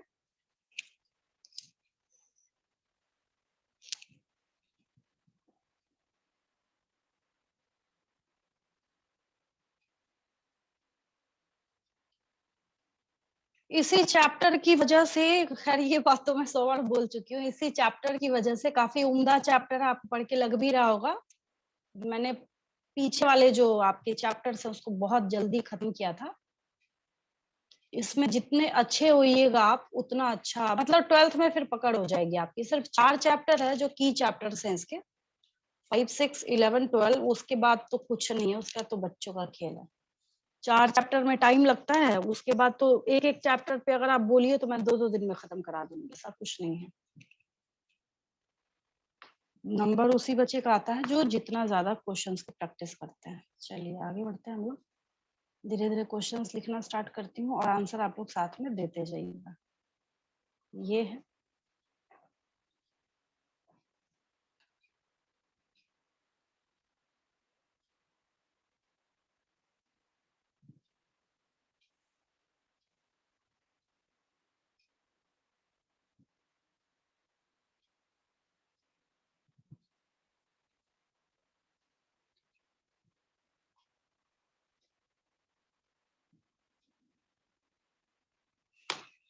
चलिए मेरे साथ साथ लिखना स्टार्ट कीजिए. आज तो है क्वेश्चंस एटलीस्ट, कल तो एक पोर्शन में समझाती रह गई थी तो मैं बनाए थे 10 क्वेश्चंस जैसे तैसे. आज तो बहुत सारा है टॉपिक.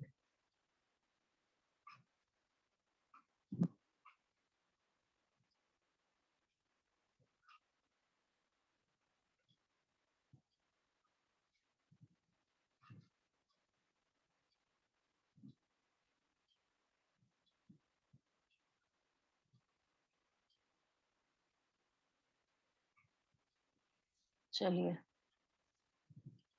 पहला क्वेश्चन लिखिए।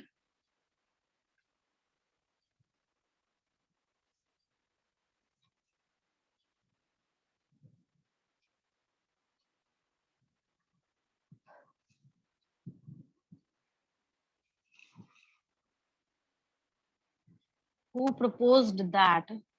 Who proposed that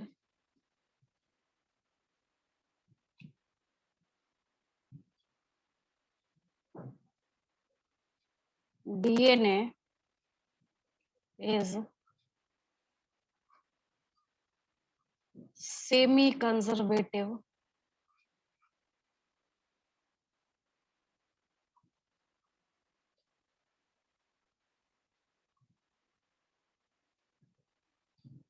in nature, है ना? ये किसने बताया था? मिसेल्सन एंड स्टॉल का नाम आ जाएगा यहाँ पे। सेकंड क्वेश्चन लिखिए। गिव स्टेटमेंट, गिव जो भी मैंने बताया है, give statement for law of independent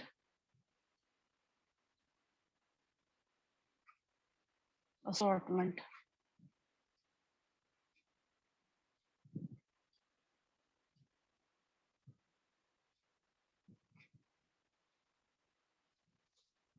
third question लिखिए।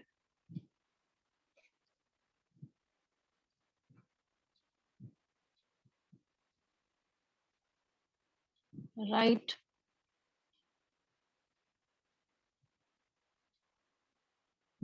some uses of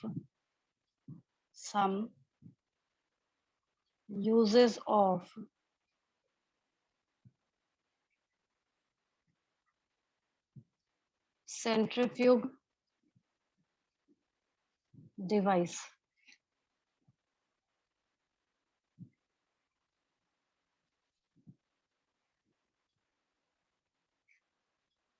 Which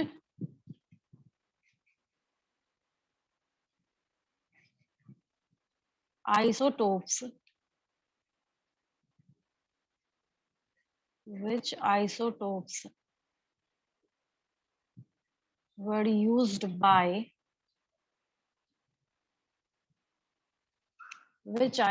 were used by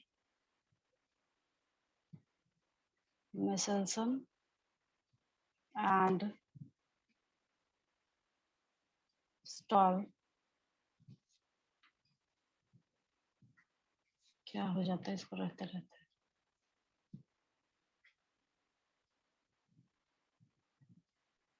For his experiments.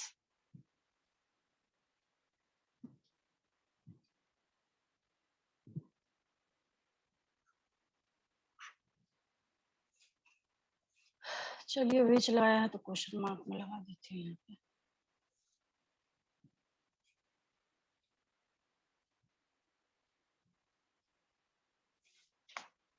Fifth लिखिए।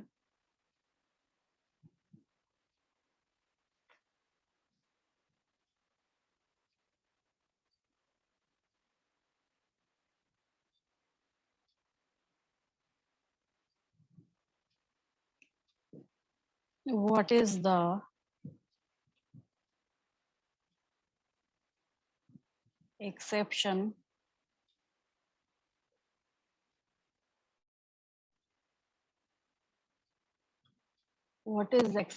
to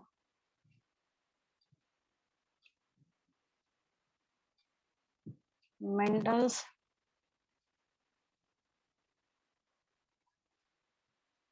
dihybrid crosses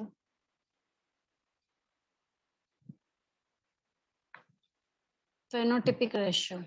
मॉर्गन साहब का लिख लीजिएगा, जो मैंने आपको पिछली क्लास में समझाया था, क्वेश्चन उल्टा करके पूछा हुआ है।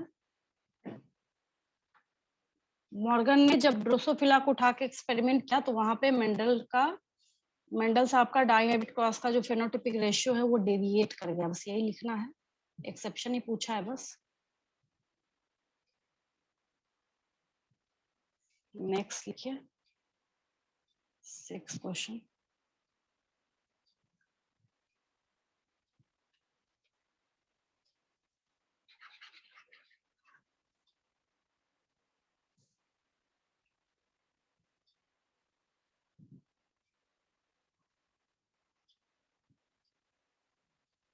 represent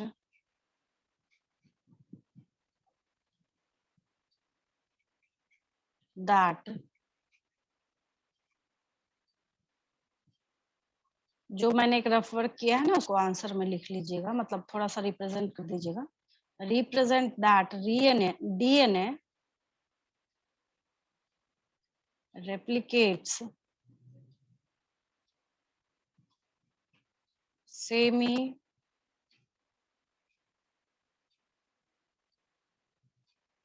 conservatively।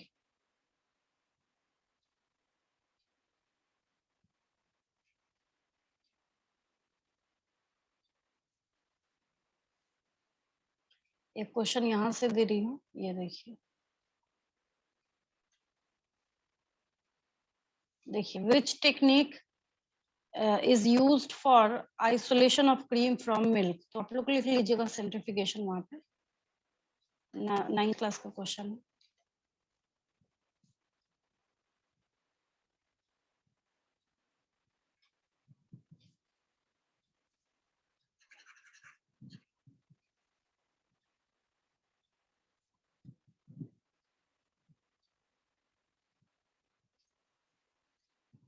Which technique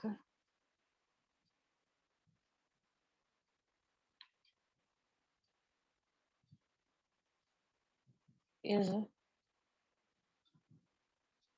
used for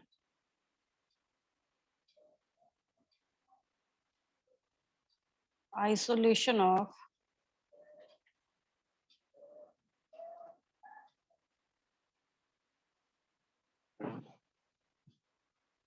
cream from milk?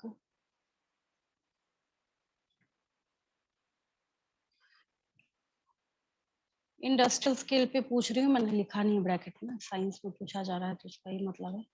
8th question लिखिए।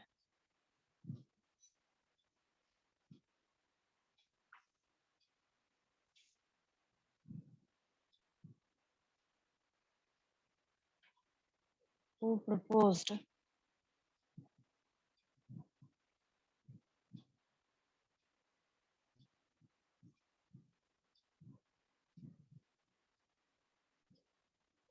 law of independent assortment? Mendel साहब का ही नाम आ जाएगा यहाँ। Yes, sir.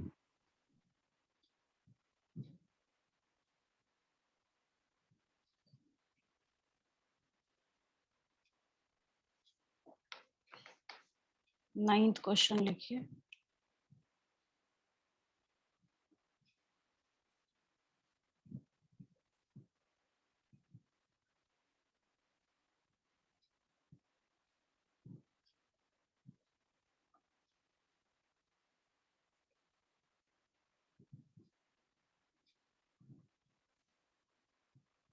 Which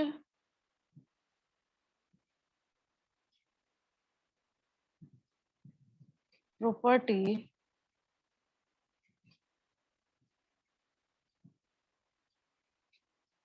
of given specimen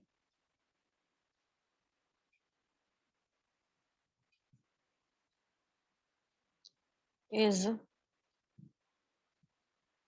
used for isolation of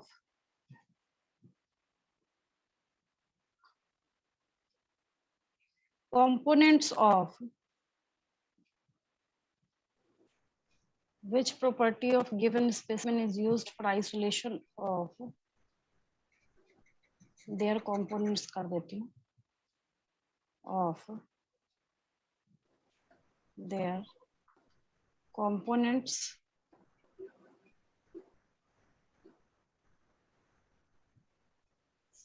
during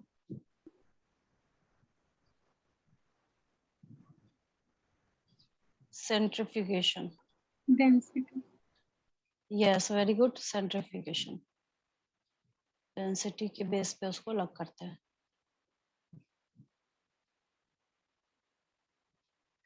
10th and last question लिख लीजिए.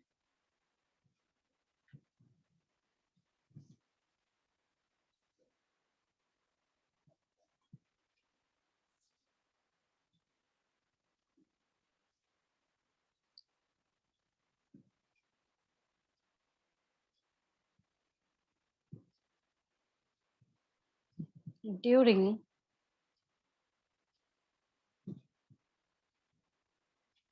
which time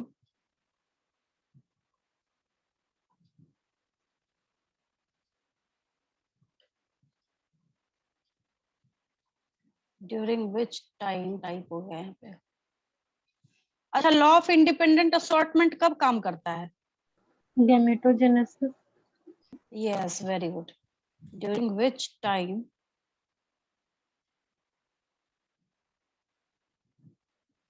law of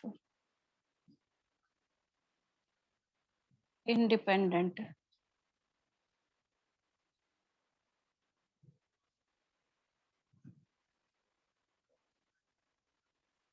assortment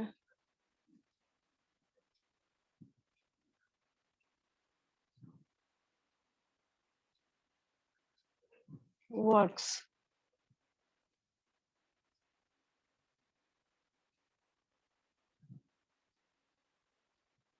gametogenesis के time में ये क्या करता है? अपना वर्क करने का काम करता है. ठीक है, इसको जब भी काम करना होगा ये कब करेगा? लॉ ऑफ इंडिपेंडेंट असॉर्टमेंट के टाइम में. मतलब ये दिखता कहाँ पे है? बेसिकली अब किसी ह्यूमन बीइंग की बॉडी बन गई है या कोई छोटा बच्चा है, अब उसकी बॉडी में आप थोड़ी खोजने जाइएगा लॉ ऑफ इंडिपेंडेंट असॉर्टमेंट. वो आपको कब दिखेगा? जब उसका जेनेटिक पैटर्न देखेंगे या किस टाइम में रियली और एक्चुअली. ये क्वेश्चन लिख लिया सबने तो एक रेफर करके मैं समझाती हूँ मैं क्या बोलना चाह रही हूँ. Yes, ma'am. Yes, ma'am. देखिए, पहली चीज तो ये है, हम लोग का ब्रेन कैसे काम करता है पता है आपको? हम लोग का अगर मैं यहाँ पे लिखती हूँ how hour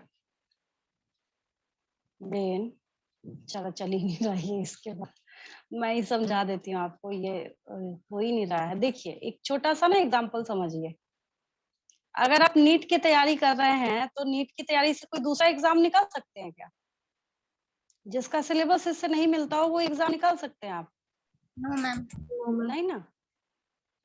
how our brain works बहुत अच्छे समझिएगा. सबसे ज्यादा जरूरी है क्योंकि चलिए स्टूडेंट तो ठीक ही अच्छे खासे ही प्रेजेंट है, ऐसा भी नहीं बोलूंगी कि बिल्कुल ही एब्सेंट है. आकांक्षा, आयशा, आलिया, अनुप्रिया, अरुणिमा, आयुषी, जागृति, कश्यप, प्रेरणा, रोशनी, बीना. देखिए बायोलॉजी की टीचर हूँ तो थोड़ी सी ये भी रिस्पॉन्सिबिलिटी होती है कि हम लोग का ब्रेन कैसे काम करता है इसको हम लोग समझना स्टार्ट करें. जिसके लिए मैं बोलती हूँ कि अगर मैंने आपको तैयार किया है तो आप 2000% अपने रूम में लगा के रख लीजिए कि I am securing rank in NEET exam, वो भी 600 प्लस मार्क्स. ठीक है, ब्रेन में 2 हिस्सा होता है, बहुत सारे पार्ट होते हैं, उसके बेसिस पे नहीं चल रही मैं, इसकी एनाटॉमी नहीं कर रही हूँ. हमारे ब्रेन में यस पहले भी मैं अक्सर इस पे इसलिए बोलती हूँ, एक है कॉन्शियस माइंड है और एक है हमारा सब कॉन्शियस माइंड. एक क्या हम लोग का सब कॉन्शियस माइंड है. अपने घर में भी किसी को भी आप ये चीज समझा सकते हैं, ब्रदर सिस्टर हो. कई बार होते हैं कि घर में कुछ बड़े ही होते हैं वही बार बार नेगेटिव बोल रहे होते हैं, ब्रेन में हमारे दो हिस्से होते हैं, एक होता है कॉन्शियस माइंड, एक होता है सबकॉन्शियस माइंड। ठीक है, ये आपका जो सबकॉन्शियस माइंड है ना, ये छोटे बच्चे की तरह होता है। जैसे आप छोटे बच्चे को उठा के जब स्कूल में रखते हैं तो वो रोता है ना, मतलब है उसके भले के लिए बस, बट उसको अच्छा नहीं लगता। ठीक है, सबकॉन्शियस माइंड के पास नो डिटेक्शन पावर, याद रखिएगा, बहुत उम्दा बातें आपको बता रही हूँ, इस चीज को हमेशा याद रखिएगा। इस सबकॉन्शियस माइंड के पास नो डिटेक्शन पावर, इसके पास कोई डिटेक्शन पावर नहीं है सबकॉन्शियस माइंड के पास। ये कब काम करता है? ये तब काम करता है जब आप सो रहे होते हैं या बिल्कुल हल्की नींद में होते हैं, अर्ली मॉर्निंग में उठे, कोई क्या कर रहा है नहीं कर रहा है आपको पता नहीं होता, तो उस टाइम आप अपने मन में जिस चीज को रिपीट हो रहे होते हैं आपकी लाइफ में वही होना स्टार्ट हो जाता है। ठीक है, ये जो थिंकिंग्स है हमारे ब्रेन के, वाइब्रेशंस है वो, एक तरीके से पता है आपको। ठीक है, तो अब जैसे वाइब्रेशन को अपने पास लाने की कोशिश करते हैं तो इसके पास डिटेक्शन पावर क्या है? जीरो है। अब इधर से समझिए, मैंने क्या बोला कि इसके पास नो डिटेक्शन पावर है, इसके पास क्या है? डिटेक्शन पावर नहीं है। जब डिटेक्शन पावर नहीं है तो आपके पास दो चॉइसेस हैं। एक चॉइस है आपके पास पॉजिटिव थिंकिंग की, और एक चॉइस आपके पास क्या है? नेगेटिव थिंकिंग की, नेगेटिव थिंकिंग की। ठीक है, आप अगर खूब दिन रात बैठे पॉजिटिव सोचते रहिएगा तो आपके पास ये ब्रेन का सबकॉन्शियस माइंड जो है ना, ये कैच कर लेगा इसको, वही करने लगता है आपकी लाइफ में। अगर आप दिन रात नेगेटिव बोलेंगे, मेरे साथ कुछ अच्छा हो ही नहीं सकता है, मेरा लक खराब है, मैं अच्छा नहीं कर सकता हूँ, मैं कितना ही पढ़ता हूँ मेरे नंबर नहीं आते हैं, कुछ भी, तो ये जो सबकॉन्शियस माइंड है ये यही कैच करने लगेगा। तो आप क्या चाहते हैं, क्या कैच करे आपका सबकॉन्शियस माइंड? Positive, Positive. है ना? Yes, ma'am. तो आप अपने माइंड को जो वाइब्रेशंस है वो पॉजिटिव वाले आज से देना स्टार्ट कीजिए। पढ़ना तो है ही है, पढ़ाई is another thing, and manipulation of your mind is another thing. आप कैसे इसको कंट्रोल कर सकते हैं? अच्छे अच्छे रिसर्चर जो हैं वो आज काम कर रहे हैं इसके ऊपर। ठीक है, कोई भी Yes, ma'am. कितना भी बड़ा इंसान हो, उससे, हाँ, उससे जब पूछा जाता है ना कि आप कैसे इतने सक्सेसफुल हो गए, तो क्या बोलता है? वो कोई झुग्गी झोपड़ी का भी हो ना, मैं तो ऐसे देखता था अपने आप को ना, मैं एक दिन बहुत अच्छी मतलब उसने गरीबी में, कमजोरी में रहते हुए भी नेगेटिव सोचा ही नहीं, तो जो वो पॉजिटिव सोच रहा था, सबकॉन्शियस माइंड उसका उस तरीके से काम करने लगा, और वही वही वही वही उसकी लाइफ में होने लगता है। तो आप जिस चीज को, उसको कई लोग जो हैं यहाँ पे, ये जो पॉजिटिव थिंकिंग है, कई लोग इसको विजन बोर्ड का नाम देते हैं। कैसे? आपने देखा होगा कि जैसे हम लोग जब पढ़ाई करते थे तो अपने रूम में आपने एक यहाँ पे क्या किया, एक पोस्टर लगा लिया, उसमें जो जो चीजें, मतलब चार्ट, जो जो चीजें आपको याद करनी है वो आपने लिख के लगा दिया यहाँ पे। ठीक है, लगा दिया तो आप जब सुबह उठे आपकी नजर इस पे पड़ी, फिर इस पे पड़ी, फिर मतलब 365 दिन आप लगातार इसका मुंह देख रहे हैं, आपको वो चीज याद होती है नहीं होती है? ठीक है, तो मैं तभी आपको बार बार बोलती हूँ कि जिस चीज को आप अपने ब्रेन में सिक्योर कर लेते हैं वो सिक्योर होता है और उससे रिजल्ट आपको मिलता भी है। एवरेज या बिलो एवरेज स्टूडेंट्स भी जो हों, उनको भी मैंने रातों रात स्ट्रेटेजी चेंज करके और सक्सेसफुल होते हुए देखा है। तो आप में से हर कोई, कई स्टूडेंट्स ऐसे हैं जो मतलब जैसे लिखते हैं तो थोड़ा स्पेलिंग एरर होता है या फिर कुछ, but in the case of examination of NEET, ठीक है, अच्छा, ऐसे आप क्यों नहीं सोच के देखते हैं कि ये कितनी अच्छी बात है कि यहाँ पे आपका स्पेलिंग एरर नहीं चेक किया जा रहा, कोई चेक कर रहा है क्या? You have to select only one option, ऐसे देखिए ना इसको, एक ऑप्शन सिलेक्ट करना है आपको। और Yes. दूसरी बात कि आपकी आंखों के सामने जो ए बी सी और डी ऑप्शन है, इसमें से ही एक आंसर है, वही आपको सिलेक्ट करना है। तो ये आप तभी कर सकते हैं जब आप नेगेटिव मार्किंग जीरो करेंगे। कई बच्चे, मैंने बहुत अच्छे अच्छे बच्चे देखे हैं जो बहुत अच्छा पढ़ते हैं, सब कुछ बहुत अच्छा करते हैं, बट नेगेटिव मार्किंग करने की वजह से सारी स्ट्रेटेजी उनकी धरी की धरी रह जाती, कई बार मेहनत भी फेल हो जाता है। तो ये तब होगा जब आप अपने सबकॉन्शियस माइंड के ऊपर वर्क करना स्टार्ट करते हैं। इस पे 3 दिन काम कीजिए, चौथे दिन आप लोग मेरे से बोलना स्टार्ट करेंगे कि मैडम हमें ना बहुत चेंज हुआ। जैसे ड्यूरिंग स्लीपिंग टाइम आप ना हमेशा अपने दिमाग में कुछ पॉजिटिव बोलते बोलते बोलते बोलते सोइए। ठीक है, जैसे कुछ ना बोलने का मन करे तो बोलिए I am in medical college. ठीक है, लगातार बोलते रहिए बोलते रहिए बोलते रहिए बोलते, लेकिन ऐसा नहीं कि ये आपके खाने की तरह होना चाहिए। जैसे खाना जरूरी है वैसे पॉजिटिव थिंकिंग, इसको लोग समझते ही नहीं है। इसको पॉजिटिव थिंकिंग इज द, ये राइट मील है आपके ब्रेन के लिए। ठीक है, तो ये जब आप करना स्टार्ट करते हैं, अपने रूम को उस तरीके से तैयार करते हैं, अपने ब्रेन को उस तरीके से तैयार करते हैं, अपने घर का इन्वायरमेंट उस तरीके से तैयार करते हैं, पॉजिटिव पॉजिटिव पॉजिटिव सब कुछ होता चला जाता है। और ये क्या है, व्हाट इज दिस, इसको क्या बोलते हैं हम लोग, निकोला टेस्ला का नाम सुना है सबने, वही फिजिक्स पढ़ रहे हैं तो सबने नाम तो सुना ही होगा। वो तो इसी के ऊपर काम करते करते मर गए ना, लॉ ऑफ अट्रैक्शन के ऊपर, है यस ना। मैम। जो वाइब्रेशन है, एनर्जी, इसी के ऊपर आप सर्च कीजिएगा, सब कुछ मिल जाएगा। ऐसा नहीं मैं हवा में बोल रही हूँ। खैर आप लोग खुद भी 3 दिन करने के बाद इसको रियलाइज कर सकते हैं। किसी भी सब्जेक्ट का कोई सा भी स्टूडेंट हो, आपको फर्क पता चलने लगेगा। तो सिर्फ पढ़ना काफी नहीं होता। और याद रखिएगा, कई बच्चे जो हैं, कुछ बॉयज में 2-3 स्टूडेंट्स हैं, दिमाग आपको ज्यादा डाइवर्ट करने की जरूरत नहीं है। भाई चाय अगर अच्छी ना बनी हो ना, तो कोई आपको सोने के कप में भी बना के दे देना, तो आपको अच्छी लगेगी क्या पीने में? नो नहीं मैम। ना। No ma'am. हम आपको सोने के कप में एकदम घटिया रद्दी चाय बना के दे दें तो आपको अच्छी लगेगी पीने में? नहीं। लेकिन अगर अच्छी बनी होती है चाय, तो मिट्टी के कुल्हड़ में भी अच्छी लगती है ना। तो ज्यादा चीजों पे मत भागिए इधर उधर कि भाई ये क्या बोल रहा है, तो वो इंस्टीट्यूट क्या बोल रहा है। आप टीचर को पकड़िए, जो टीचर आपको जेन्युइन है, सही तरीके से बता रहे हैं, और उनकी बातों को फॉलो करते हुए क्वेश्चन आंसर करना। पढ़ाई तो पूरी दुनिया कर रही है, बट कोई एक ऐसी चीज है ना, जो सक्सेसफुल लोग कुछ ही बनते हैं, बाकी सारे तो नहीं बनते, उस भेड़ चाल में नहीं शामिल होते हैं। तो यहाँ पे ब्रेन की प्रोग्रामिंग होती है। यहाँ पे क्या होती है? ब्रेन की प्रोग्रामिंग होती है। चलिए, आपकी नेक्स्ट क्लास है, तो मैं लीव करती हूँ यहीं पे। नेक्स्ट क्लास है तो आप लोग मेरे ख्याल से मैम बने ही एक रहिए। सेकेंड, वो मेसल्सन वाला मैं पोर्शन दिखा दीजिए ना। अच्छा, कौन सा ये चाहिए क्या? नो मैम, वो मेसल्सन का जो एक दिखाया था आपने। अच्छा, ये मैम